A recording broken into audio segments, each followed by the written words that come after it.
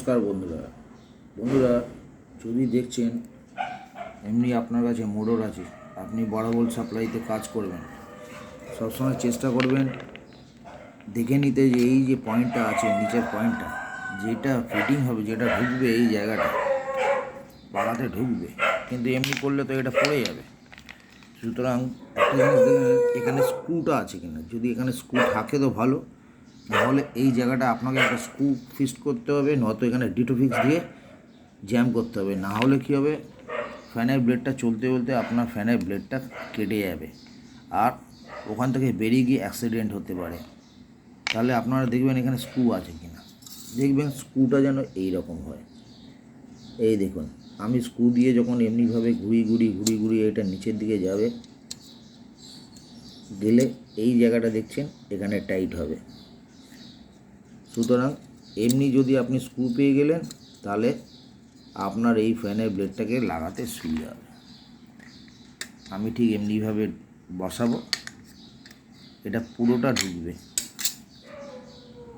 এই দেখুন, স্ক্রুটাকে আমি ঢিলা করে দিলাম।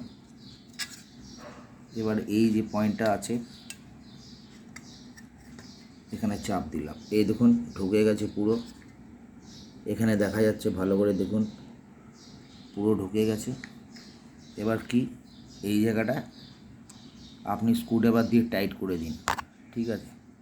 চেষ্টা করবেন এই বডির সাথে যেন পুরোটা টাচ না হয়ে যায়, নয়তো আওয়াজ হবে। একটুখানি এখান থেকে এমনি তুলে দেবেন কিছুটা, ঠিক আছে। এই বডি থেকে হালকা একটুখানি উঠবে, এই দেখুন এই এতটা দেখা যাচ্ছে। এবার এইটাকে টাইট দিয়ে দিন। টাইট দেওয়ার পর এই পাখাটাকে আপনি রানিং করান।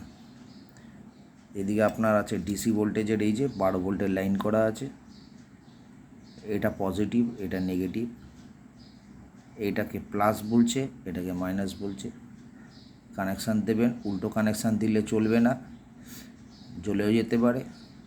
চেষ্টা করবেন লালটা লালে দেবেন, কালোটা কালোয় দেবেন। অবশ্যই মাল্টিমিটার ইউজ করুন, মাল্টিমিটারে চেক করে নিন নেগেটিভ আর পজিটিভ লাইন কোনটা আছে। বন্ধুরা, সাবধানে কাজ করলে আপনাদের কাজটাও ঠিক হবে, অ্যাক্সিডেন্টও হবে না, আর আপনিও সেফটি থাকবেন, আপনার কাজটাও সেফটি থাকবে। একটা দামি জিনিস নষ্ট হয়ে যাবে আপনাদের হাতে, অমনি ভুলভাল করবেন না। কিছু জানতে চাইলে কমেন্ট বক্সে আমাকে দিন, নিশ্চয়ই আপনাদের রিপ্লাই দেওয়ার চেষ্টা করব। ধন্যবাদ বন্ধুরা।